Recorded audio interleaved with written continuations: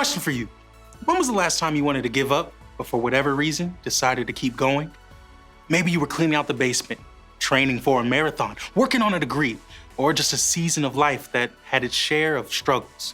Whatever it was, might have felt like you were climbing a mountain, hanging on for dear life.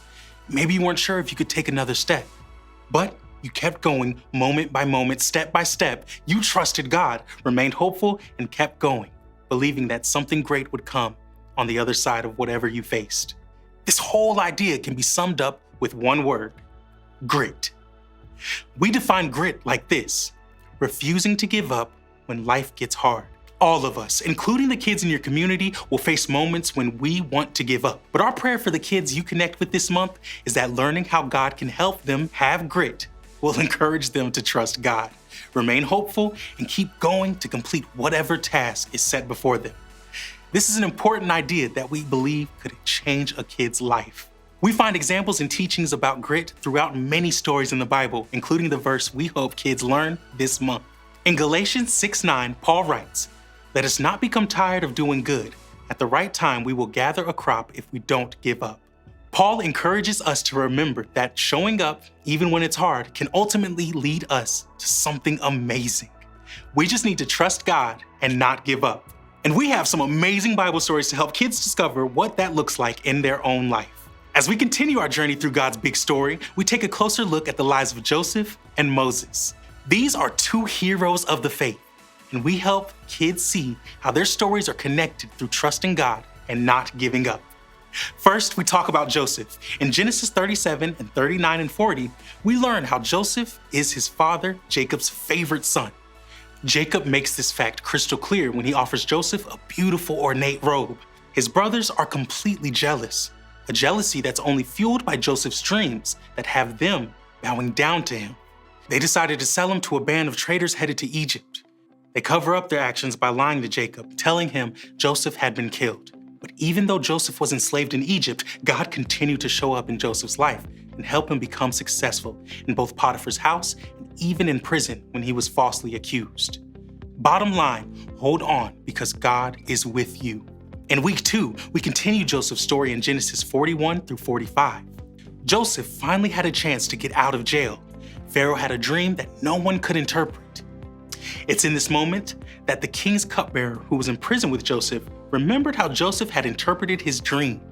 At once, Pharaoh sent for Joseph. He went and, with God's help, interpreted the dreams and offered a plan for helping Egypt survive the famine that God says is coming. Pharaoh put Joseph in charge of the entire kingdom. Sure enough, it all comes true, and a famine sweeps across the land. Joseph's brothers made a trek down to Egypt, and they ended up right in front of Joseph. After some back and forth over several weeks, Joseph couldn't stand it any longer. He revealed himself to his brothers and offered them forgiveness for everything that had happened. Joseph brings his whole family, the Israelites, down to Egypt. Through this whole ordeal, God uses Joseph and his circumstances to preserve the Israelites and fulfill the promise to Abraham. Bottom line, hold on, because there's a bigger story. In week 3, we head to Exodus 2, 1 through 10, and we find out what happens to Joseph's family in Egypt. The new Pharaoh of Egypt didn't know about Joseph. Pharaoh was scared because Joseph's family, God's people, the Israelites, were growing in number. Pharaoh enslaved them and made life miserable. That's where Moses comes in. Moses was born in a time when Pharaoh went even further and condemned that all Israelite babies be killed.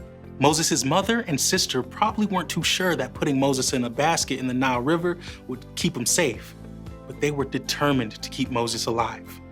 They chose not to give up. God rescued Moses through the Pharaoh's daughter, who ended up bringing him into the palace as her own son and raising him as an Egyptian. Bottom line, hold on, even when you don't know what to do. Then in week 4, we head to passages in Exodus 3 through 12 and find that God has a plan to rescue the Israelites. It started when Moses was watching sheep on the side of a mountain and saw a bush that was on fire, but it wasn't burning up. Now, that alone might make anyone a little nervous, but then Moses heard the voice of God. God asked him to go up against the most powerful ruler of the time, to ask Pharaoh to set the Israelites free from enslavement. In this incredible story, we see how Moses trusted God and never gave up. God's people saw God show up in amazing ways, all to rescue them. Bottom line, hold on because God knows what you're going through. We finish up the month in Exodus 13 and 14. God's people are on their way out of Egypt. Everything was looking great for the Hebrews until Pharaoh changed his mind. Moses and the Hebrew people found themselves trapped between the Red Sea in front of them and Pharaoh's army in hot pursuit.